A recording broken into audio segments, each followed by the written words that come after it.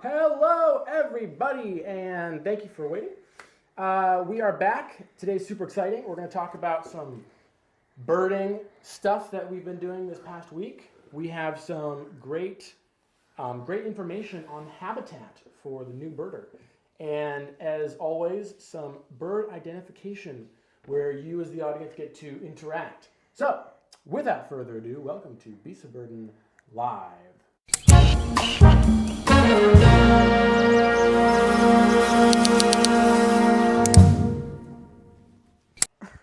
There we go. All right, am I in focus? I believe so. Okay, perfect. I don't know if I can hear Ari or Mama. Can you hear me? Hello? Oh, there we go. I think Okay. Can everybody hear us? Is the sound coming through? Yep. Sound's coming through? All right, well, if at any point it cuts out, just let us know. So, this week has been really exciting in terms of birding. I thought I would start with talking about today, and then we'll move into the past. Today I went out and decided to kind of see how many birds I could see in a certain amount of time. And I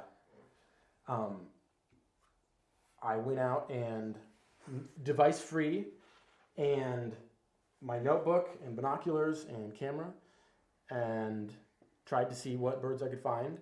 And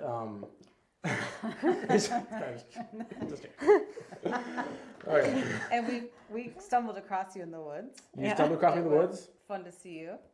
Yep. And I, in 2 hours, found several exciting birds that I wasn't expecting to find. I got golden crowned kinglet. I got brown thrasher. I got northern flicker, red-bellied woodpecker. Quite a lot of birds, actually. I was surprised. And I think I was around 20 that I actually saw in 2 hours. Now, I know Ari said you saw a year bird that he did not see. Did you end up finding that one? No. The brown thrasher. Yeah. Which was in the trees, and I thought it was a fox sparrow first. I saw it streaking, and I couldn't see anything else. And I stayed there and was just trying to track it and watch it. And then it went onto the ground, and I saw it was a brown thrasher. And what was funny is that it seemed to think that if it couldn't see me, then I couldn't see it. Hey, I should pause. I'm so sorry. Someone's data said that it sounds like your mic isn't on. Is that true? The mic isn't on. Can you hear anybody else? Hello? One Ari's moment. is on. Do you want to send it to Ari? Hi. Tell her about the... So what birds did you see today? With Asher, actually, I continued birding with him, and we saw quite a lot of crows. We have one crow on our property that is missing its primary feathers, or quite a lot of them, and we named him Fullivan, and it would be fun to be friends with him. So it's easy. Click your microphone. Click your microphone. Just that button on the bottom. If you whisper, you have a loud. People can hear me. Just click that. Yeah, just click Okay, that. what about now? Just click it once. I think it's the one on the bottom. Yep. Hello. Is that now? Perfect. Sorry about that, guys. Microphones had unlinked, but Wow. we are back. But we can persevere. We can persevere. We were really close at the end there with the setup. That was the fastest I've ever set anything up. So then do you want to talk about Anyways. the lifers? Oh, yeah. Well, I was going to say, to finish my birding for today, I would watch the brown thrasher, as I was talking about. If you could hear me, I was talking about the brown thrasher. And it would hide its head behind a branch, and then I would adjust until I could see its eye, and then it would adjust until I couldn't see its eye anymore, and then it would stop moving. So I think what it thought was that if it couldn't see me, then it was invisible. I got that one though. That was a super cool bird. I don't know how I haven't seen one this year yet, but I know it was. I wouldn't have seen it unless the tufted titmouse had gone like right by it, because it was on the ground and didn't make a single noise. So that was today. Some of you may have seen the story we put out, but that was birding for today. Earlier in the week, we went on a guided field trip, which we made a video about, which will be coming out in the future. And we went to a place called Shelby Bottoms, Shelby Park. And another name for the section that we were at is Cornelia Fort Air Park. It's in East Nashville, this great birding spot. And before we joined the group, we stopped to see a greater white-fronted goose. So cool. This is Ari's video. Ari actually got this video. This is a Handheld, so that's why it's shaky. It's handheld. Handheld, don't worry. Still good though. My camera's heavy, so. We can both talk about this, but one of the things that I noticed was how small it is. When we first saw it in Texas, I was probably 7. Yep. And I thought it was huge. And then I saw it when we went to the park last week, or earlier this week. It's like the size of a mallard. I know. I also, because I guess I was Did you count enough that? to remember it. Did you count that? I don't know. But whatever it is, I also remember it being bigger than a Canada goose. Yep. As big as a great blue heron, but it was like smaller than a mallard. It was tiny. Yeah. One of the interesting things I found out about it is, first of all, it's super migratory and travels, it's it breeds up in the Arctic and like Siberia and Alaska and all these places. And then it comes down to winter more south. And apparently in Cairo, in some Egyptian prince's tomb, there were drawings of greater white-fronted geese on the walls, along Wow. with 4 other geese that I think people weren't sure about. But there were 2 greater white-fronted geese drawn in some tomb That's in crazy. Cairo. And I thought that was crazy. So they're like in Egypt, they're in America, they're in Russia, all these different places. And Very we saw- widespread. Super, super widespread. So we saw that. And then we went to the air park, which is where the tour was. And the first bird you saw was An eastern meadowlark. And this was, we were trying to catch up with the tour because, We had taken a detour. we to had see taken the detour and we were too late. And then we came, and then there was this eastern meadowlark standing right in the last bit of sun with this video that I got, which I'm very happy with the video. But we could see the group still up on the. You may be able to hear the song in this video. I tried to put the audio in the live stream here, but that was maybe the best view Eastern meadowlark we've ever view gotten ever. of an eastern meadowlark. Incredible. And especially it was like directly in the last bit of sun. It was probably purposefully doing that. It was like I know. tracking the sun, but we got to get super close, and it was just singing for like an hour. Yeah, it was incredible and then- really loud.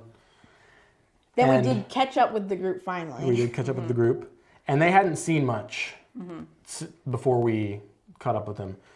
And when we joined them, we saw some northern shovelers, which was were a lifer for my youngest daughter. Yep, I think we have a photo, but I don't think we don't have a photo. We saw northern shovelers, which was life of Evie. They're really, really cool. I wish you could see them. I know. But they do have like a shovel-shaped bill, and that's why they're called a shoveler. And they'll, almost like a whale, they have the bristles inside their bill, and they'll go through and try to get invertebrates, and it's a really cool bill. We saw that, and then I think those were the 3. Those were the 3 main highlights. birds. And then we went to this place near the end. It was kind of on the outside of the air park. And it was this field where we were supposed to be able to see short-eared owls. And we get there, and they had mowed the field, I guess prematurely or early. And because of that, there were no owls. So they ended the field trip early. Because the owls, the short-eared owls, use the fields for hunting because usually, since when the grass is up, they're able to hunt the voles that are living in the grass. Since there were no grass, there's no voles, there are no owls. So that was disappointing because that was kind of the bird that everybody wanted to see. That was the title of the field trip. Yeah. That was the title of the field trip because we went at, it was like 6 p.m. Evening birding. And so that was kind of disappointing. But we got the really good ones. We got those really good ones.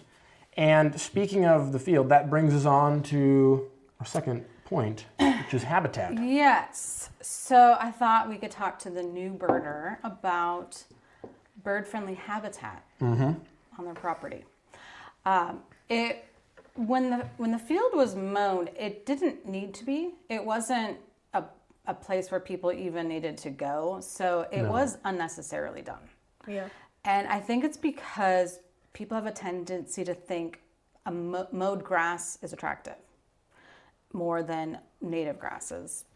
And so it was hugely disappointing. And that brings me to our favorite birder who came to our property to talk about habitat and really sung our praises for our own property being a good habitat for birds. Eleanor, do you want to let the people know what he said? Oh, there's no audio. There should be. Well, Put it in with audio.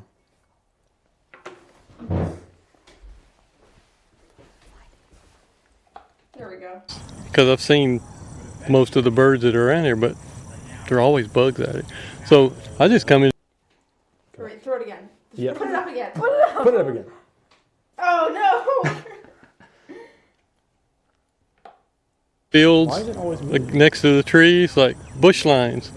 Because I came as much or more for the bugs or what else than I did the birds. Because I've seen most of the birds that are around here, but there are always bugs at it. So I just come in to see what the place looks like, and it's great. It was nice. I just like habitats. There we go. That was the bit. Yeah. So he said that he was very pleased with our property being a good habitat for birds.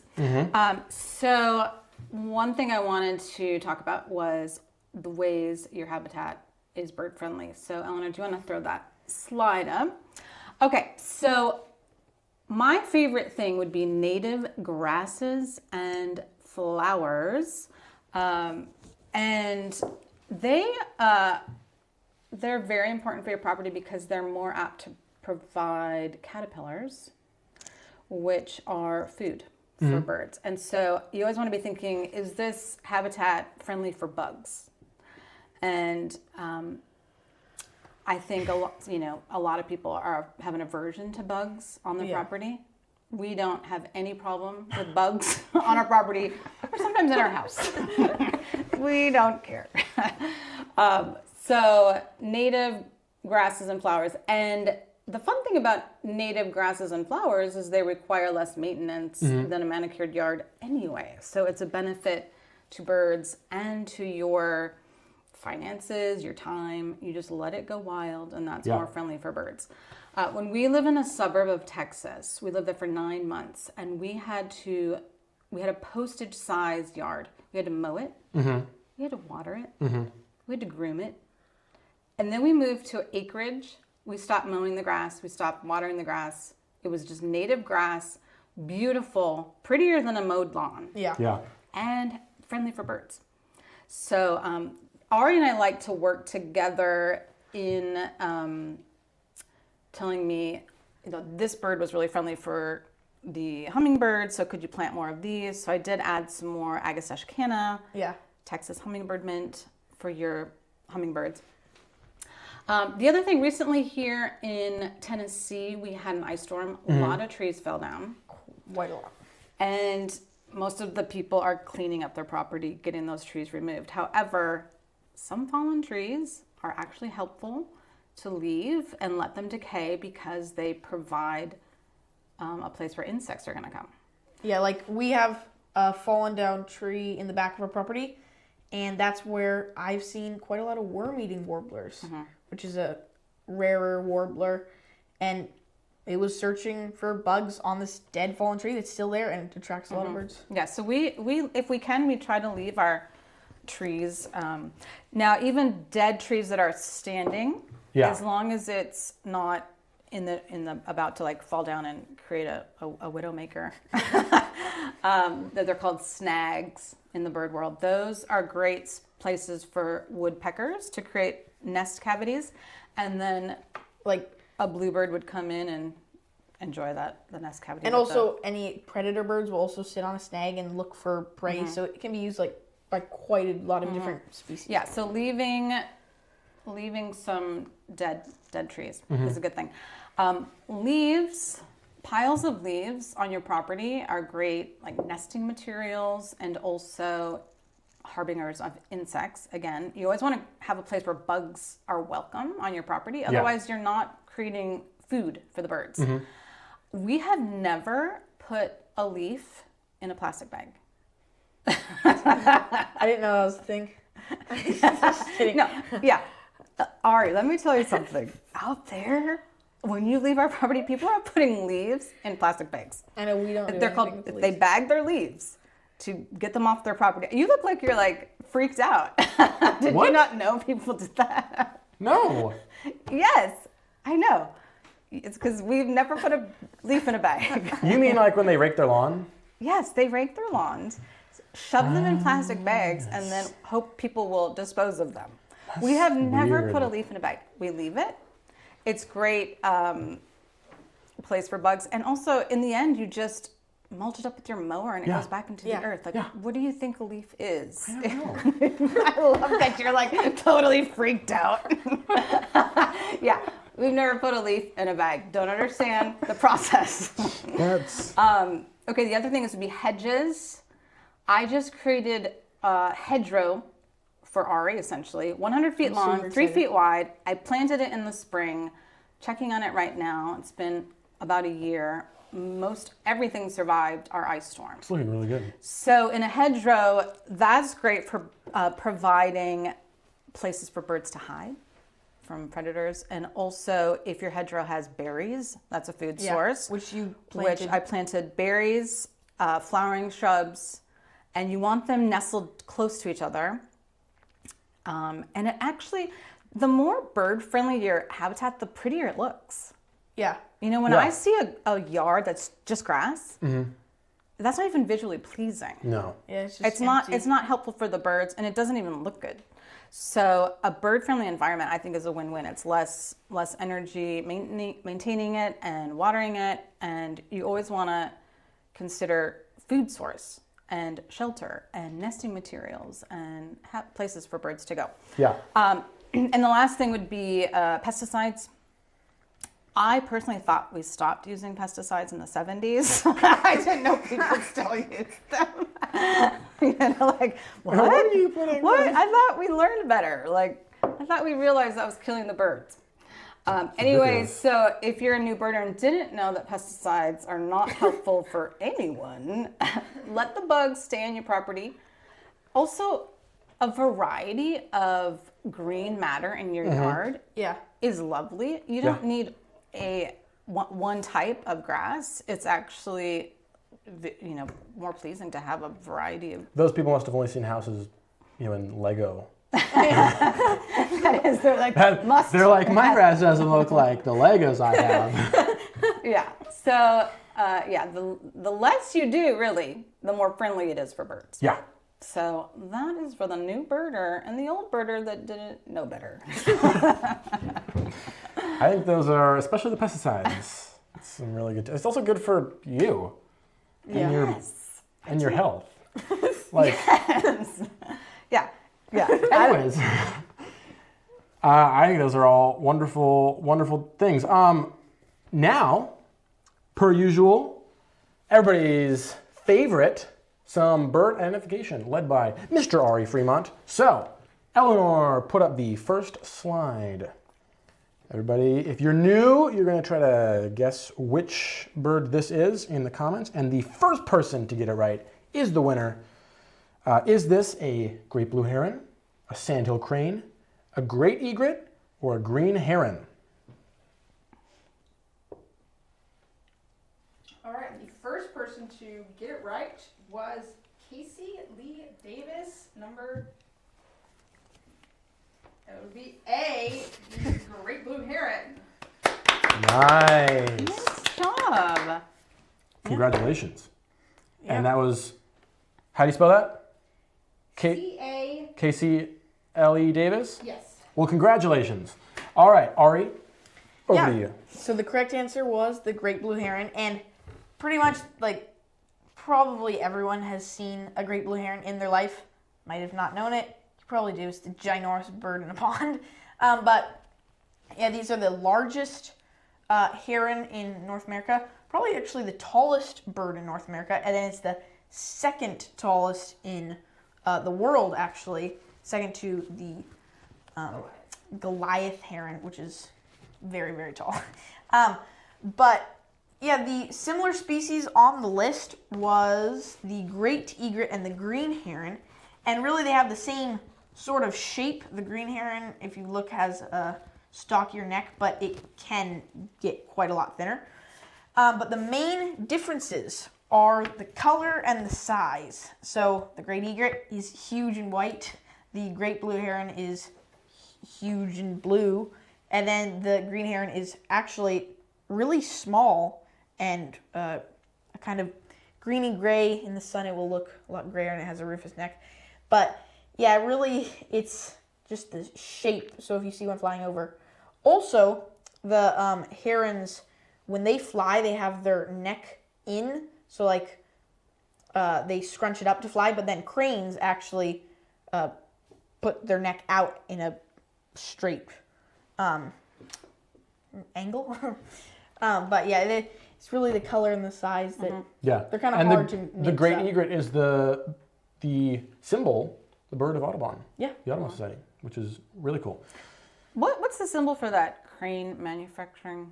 Oh yeah, there is Speaking of one symbols. in Tennessee we passed, and they were like, I don't know, building something, Construction and it was like crane It's crane construction, construction. and the photo of the crane was a heron, and it really annoyed me And they did not even get the bird. because also like herons have this thing called an occipital plume that comes out of their the back of their head, whereas cranes don't have any occipital plumes, no plumes at all. Yeah, that's a big mistake. Yeah. All right, next slide. Is this bird a yellow-breasted chat, a lesser goldfinch, a yellow-rumped warbler, or an American goldfinch?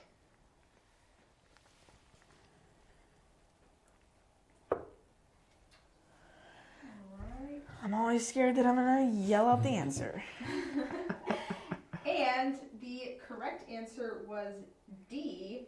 And guess who got it right? Casey Lee Davis. Congratulations, Congratulations. Casey Lee Davis. Ah, Is it La Davis? Casey, probably. probably No. pronouncing it wrong. Whichever one it is. No, I think the Davis is the last part. Okay. Well, congratulations. Ari? Yeah, so that was actually my photo that I took of an American goldfinch. On And- my echinacea. Yep, that we We partner really with our bird yeah, because attraction. these goldfinches really like the seeds, and actually all goldfinches, especially American goldfinches, they'll breed like way later in the season than other birds, like late summer, because then they have this food source of the dead echinaceas that have seeded, or the thistles. And so then while they're nest building and laying eggs and then hatching the chicks, they'll have plenty of food for themselves, which is really smart of them. And then the similar species on the list was the lesser goldfinch. And it actually looks pretty similar, but I bet you can spot that the lesser goldfinch has the black back and the American goldfinch does not. So they both are bright yellow and black wings and cap, but the American goldfinch has a yellow back. And also, on my photo, you can't see it as well, but the white wing bars on the American goldfinch are quite a lot more than just that one patch on the lesser goldfinch. You can't see it on the American goldfinch, I'm sorry. But yeah, those are the differences. And a cool thing is that west of the Rockies, the lesser goldfinch, instead of having a black back, it can have like a dull greenish olive back. So it's still darker, but instead of being solid black, it's kind of a muddled olive green. And then east of the Rockies, in like the interior west, yes, would be the full black. Yeah, and we actually, in Texas, the one we saw the most was the lesser goldfinch. I actually only saw an American goldfinch like 3 times in Texas. And then we moved here and there's no lesser goldfinch. Yeah. So it was kind of cool to go from both, both places. And they're not that far away. And we only saw the lesser goldfinch. They just don't come here. Yeah, so both are really pretty when you see them in, All in goldfinches are so pretty. They're really pretty. All right, the final slide. Is this bird a semi-palmated plover, a spotted sandpiper, a killdeer, or a Wilson snipe?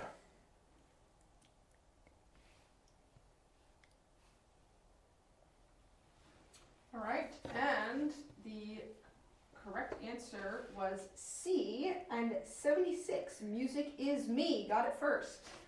Congratulations, 76. Music is me. I think they won last time too. I think they did. Repeat winners should at least get a sticker from us. I know. Well, congratulations. You obviously know your birds. It was indeed a killdeer. Ari?